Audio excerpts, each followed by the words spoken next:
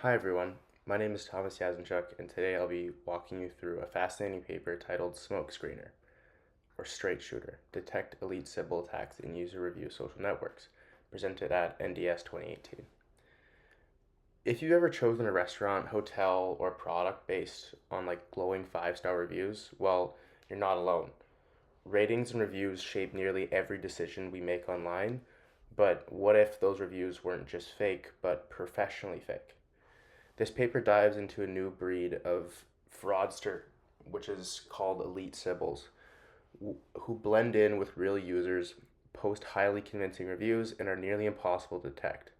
With traditional spam filters, think of them as spam email of commerce, but much smarter and more dangerous. Over the next few minutes, I'll show you how the authors uncover these hidden actors, how the detection framework works, and why it matters for the future of trust on platforms like Dianping, Yelp, and Amazon. So why do EliteSybils matter so much?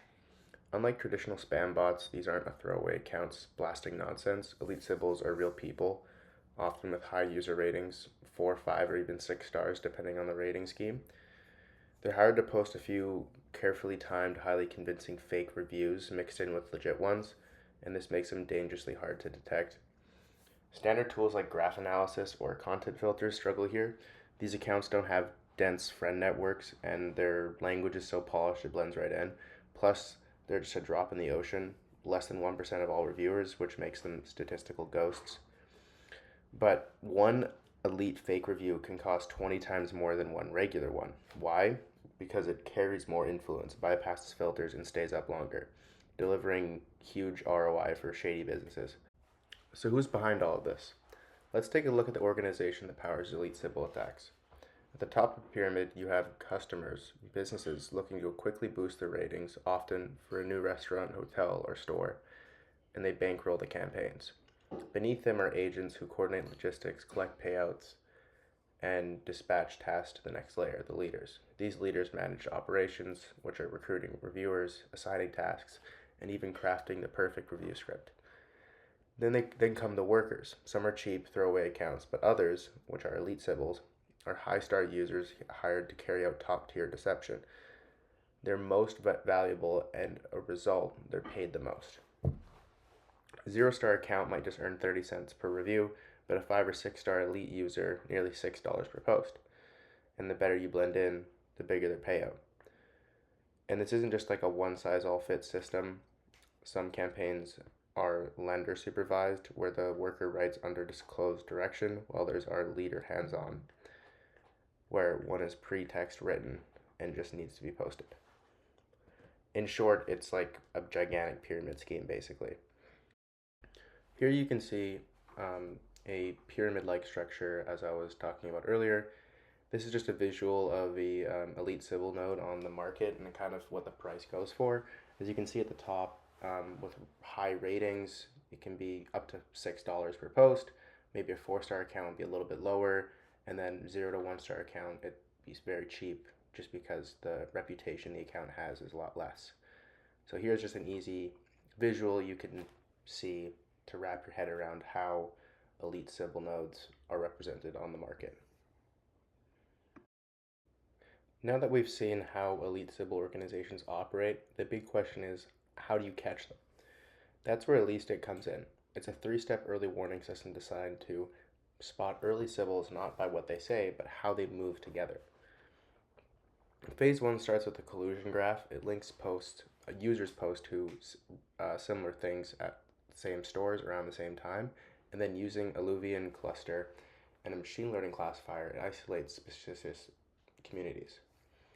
Phase 2 zooms in on campaign windows. These coordinate review storms by trimming away quiet weeks, and the system locks into bursts of activity that likely mark a Sybil campaign. And finally, Phase 3 assigns a Sybilness score to each user, based on how many campaigns they participate in, and how central they are. This score helps to flag the top offenders for human review or automatic filtering. What makes EliteStick powerful is its early warning mindset. It doesn't care how a poetic review sounds, it watches for collaborative fraud in motion. As you can see, the right side of the slide is a visual you can follow to help understand how this pipeline flows. Let's dive into phase 1 of EliteSybil community detection. This phase doesn't look at the content of the reviews. It looks at who's reviewing what and when. The idea is simple. If two users leave nearly identical ratings at the same store around the same time, that's a sign they might be collaborating. From this, we build what's called a collusion graph, where each user is a node and edges represent potential coordination. It's a sparse network, but it captures behavioral overlap, not social links. Next, we compute a custom similarity score between every pair of user.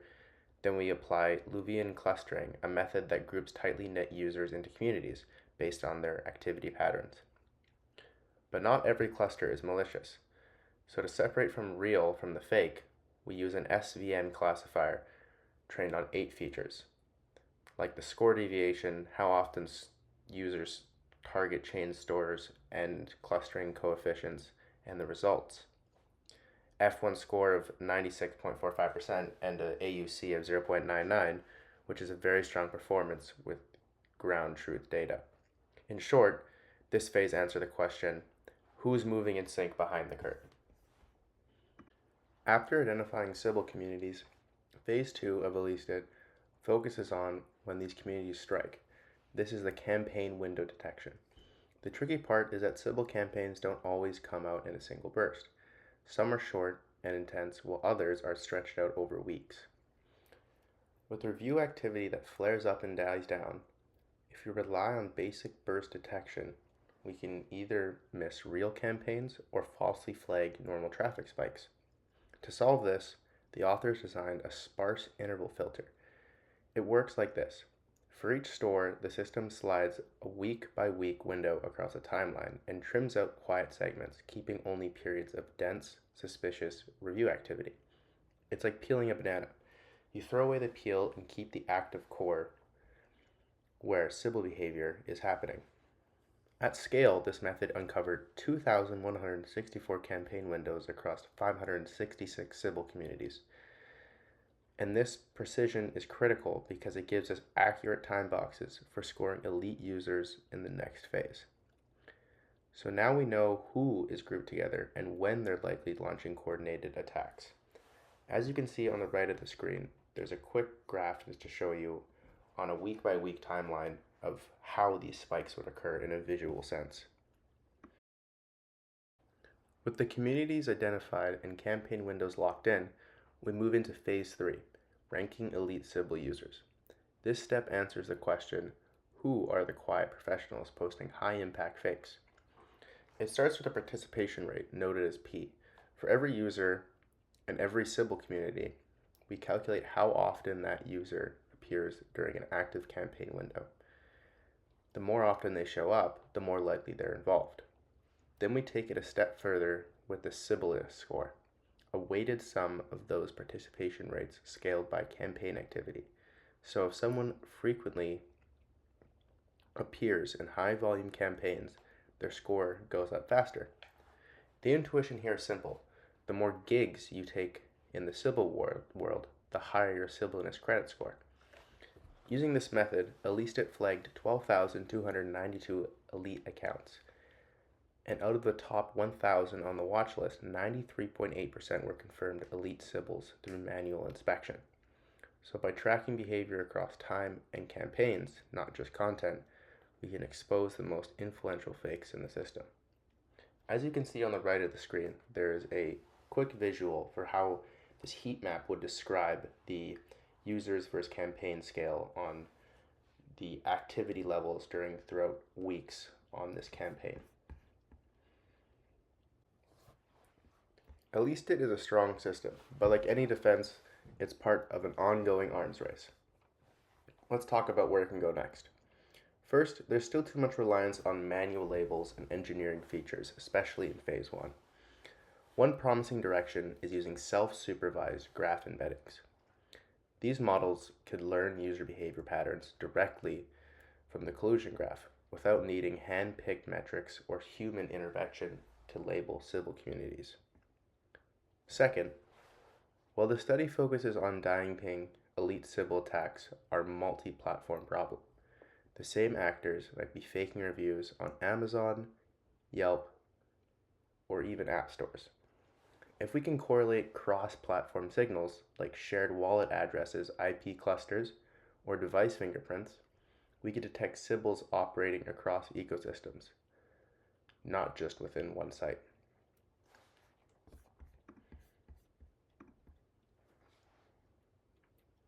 Third, scalability matters. Phase 1 involves computing user pair similarities, which gets expensive fast at the 10 plus million review scale. A great optimization here would be to apply sketch-based similarity techniques like mini-hash or hyperlog.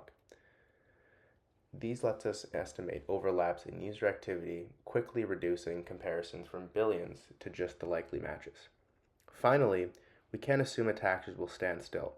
With tools like ChatGPT or GANs, it's now possible to generate synthetic reviews that mimic real user behavior down to aiming and tone. So we should stress test at least against adversarial content and even use synthetic campaigns to restrain the model iteratively.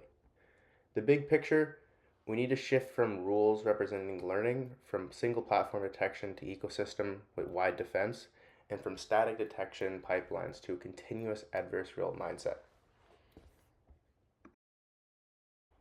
To wrap up, let's go over the key takeaways from this talk. First and foremost, EliteSybils are not bots. They're real people, often with 4, 5, or 6-star reputations. And they blend seamlessly with honest users. That's what makes them so dangerous. They're wolves in reviewers' clothing. Quiet, trusted, and incredibly effective. What makes EliteSybil so compelling is that it flips the script. Instead of chasing bad text or spammy patterns, it goes graph first, watching for users who move together across space and time. It detects coordination, not just content. Then it zooms in on time windows, those bursts of fake reviews, and then finally uses their Sybillness score to rank offenders. The result speaks for themselves. Over 12,000 elite counts surfaced, and the top 1,000 showed a 93.8% precision rate after the manual review. But the most important part, it works early. EliteSybil was able to flag over 50% of campaigns within the first 2 weeks.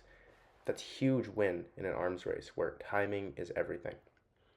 So whether you're building the next review platform or just shopping online, this research matters. It shows that large-scale productive defense against EliteSybils is not only possible, it's absolutely necessary for maintaining trust across multiple platforms and networks on the internet. Just want to take a minute to say thank you for watching. I hope you learned something, and if there's any questions or comments, feel free to leave them down below in the video. I hope you enjoyed my video, and have a good day.